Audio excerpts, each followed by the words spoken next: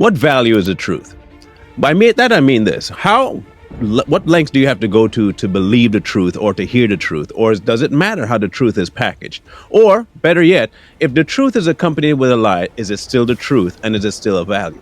The reason we ask this is because too strong one, we have been bamboozled before in our pursuit of the truth.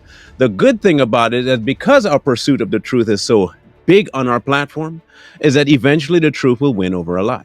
Now, recently we've been in a little squabble with a certain individual. I almost want to react to them as though they're Voldemort and we don't mention their name because everybody knows who they are, and just saying the name might be clout enough for them. But we do want to bring something to your attention that we recently, I guess as we sit down and talk with each other, we kind of came to a conclusion about. You see, in our pursuit of getting the things that we need to get in front of people out there, namely the truth, there are tons of people coming forward saying that they have said truth. They have this information and that information. But what happens when the people that bring that information have ulterior motives? What do we mean by ulterior motives? They do not necessarily have the right spirit about them. There is something not quite right. What I mean is that they have not just a unbelief in the person we call God. They have a very twisted view of the person we call God. And they put all manner of evil along with him, but they do it in such a persuasive manner that you never even catch it. You almost say, well, they're telling the truth. They're truth tellers. They're out here waking people up. To what? If I were waking you up just to knock you back out, what value is my waking you up? You see, that's exactly the crowd that moves with Miss Wright. That's what they move with. They move with a lie, call it a truth, and they put some truth in there just to keep you interested. But what is actually getting in? The biggest thing here we can see is this. There is a stronghold being developed by her and her cohorts. What's that stronghold? Division and distraction. If I can keep you distracted with anything I call the truth, whether it's hers, other people's, reality that you can tangibly see, but at the same time putting it in a certain type of vehicle, I can catch you in more ways than one. You see, what I think they use is something we call an incantation. Everybody should know what an incantation is by now because you've watched at least one witch movie. You've seen at least one dark voodoo movie where they have seances and words being spoken in a certain rhythm and a certain pitch and a certain rhyme scheme and with a certain look on their face to create a trap, if you will. And that's exactly what they do. They all speak the same way. It's either in the swaying kind of put you in a melancholy mood, or swaying and loud to put you in a riled up mood. You ever realize that their speech patterns are what dictate your mood? Just watch it next time. If you do follow them, just watch. Watch how when they react to something, you react. It doesn't matter what they say, but their delivery gets you into a certain mood. That's by design. That is by design. They speak in that manner because they know what it's doing to your soul. It is captivating. It's no different than rap music. No different. The delivery just happens to be slower without tunes behind it. They have become quite adept at it. Even to the point where they will use the name of God, while at the same time using all other manner of entities to get their message out. So let me ask you this. Can God and their entity be on board with the same message? Can they package something as true while it being a complete lie?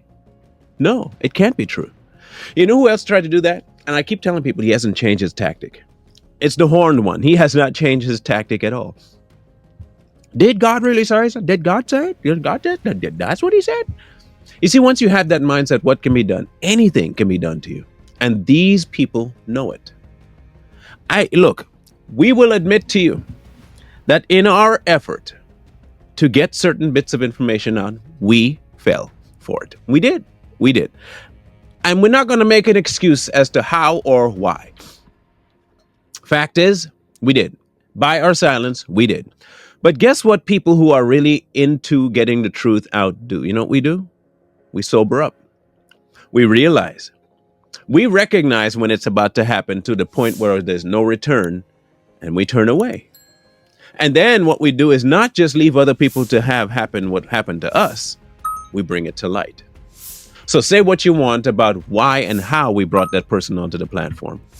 The fact of the matter is we're here now. Whatever the catalyst is that brought about our change and our change of mind, it did. Not everything that creates a change in our point of view is a positive one. Sometimes it takes a catastrophic event to bring us around. Sometimes a catastrophic event can make us worse. In this case, it woke us up. It woke us up to the dangers of what exactly was about to happen. You see, we exposed not just ourselves to that dark entity, we exposed our families. You see, and it came back. It came back and chomped us just like because we did not keep a close enough eye on it. But here again is the benefit of it. Hindsight is amazing. Hindsight is truly amazing. And the good thing about it is that because we have given ourselves over to this person we call God, he will always come back and say, yo, wake up. Look at this person. Since you want me to show you who they are, here's who they are. Now what? See, now we know. And that is good. We can't say that, oh, we shouldn't have had that lesson to learn. No, it's a good thing, a very good thing. And you know what's even better about it? Is that now we have a more robust grasp of what exactly the enemy will use to get at something that he doesn't want around. And he'll do that to you through them. You see, in today's society, everybody wants to have something that nobody knows. We want to have that breaking news, or we want to have this secret or we want to have the access to that dark secret over in the corner there that nobody else knows. And when somebody comes out and says, I have the key to that secret, we give them all our attention. What we don't know is that the person that actually has the entity in the corner and lying to you that they have the truth. And they'll give you some inclination of the truth. But in their delivery, they drop something off in you. Like we keep talking about the rap music and music in general. It's a great delivery system for something dark. Great delivery system for something dark. Because it seeps into you because it catches you. Tune's good. And as soon as the tune hits, they slip something in with the words and you don't even catch it. But that's how it's done. You see, in this day and age, it might not be music, but it's the delivery. Either in the look, the story being given, and in some cases, the person they use in order to make you believe the story. You see, Jag's not the only one. There are multitudes of people within her circle that use the name of God as though it's something good. For them, they'll tell you, well, no, this is God's doing. And God is protecting you. And God is doing this. And God, the Spirit is doing it. And the Spirit that. And the Spirit and Spirit. Meanwhile, all they do is deal with the devil. I also don't have to explain my religious practices to anybody as per the Constitution and the amendments. But if you really want to know what I did with those ashes, you should probably ask me everything that happened before, if you actually knew. Matter of fact, if any of you actually knew what I truly am, you wouldn't ask me stupid questions like that at all. And if you want to know how I know Beyonce is a witch, I'll say it as simple as this. It takes one to know one. You got all these trinkets and sayings and word use and the way you say it. And nothing of it resembles the person you say is supposed to be protecting you. But because the name is used, people will fall for it. And they know that. They know they're not following God. A God maybe, but not God. They know that. And that is exactly what they push. You see, we've said before about this whole feminine agenda thing. And it bore out in this. It bore out. You see, you can't speak as men anymore because the society doesn't know what a man is. Society can tell you what the role and rights of a woman is, but they still even can't tell you what a woman is. Whose design do you think that is? Whose design do you think would put the woman at the head? Who tried that before? There was one entity that tried that exact same thing to cause the kind of rift in the entirety of creation, and there was only one person that used the woman to get everything destroyed. We all know who that is. So maybe the God that they're talking about is the one down below, because it's the same exact tactic here. We've said before, all the way here, that the woman's role is very vital, because without her, children suffer. Without the men, children suffer. But without both, the children suffer. Don't you find it weird that they're pushing the one thing and the one side of the sexes? They push it. That was responsible for the fall. Who was the other person that did it? The devil. So what do you call that? You call that cult-like. That is a cult. That is definitely a cult, and not just any. It's a satanic cult.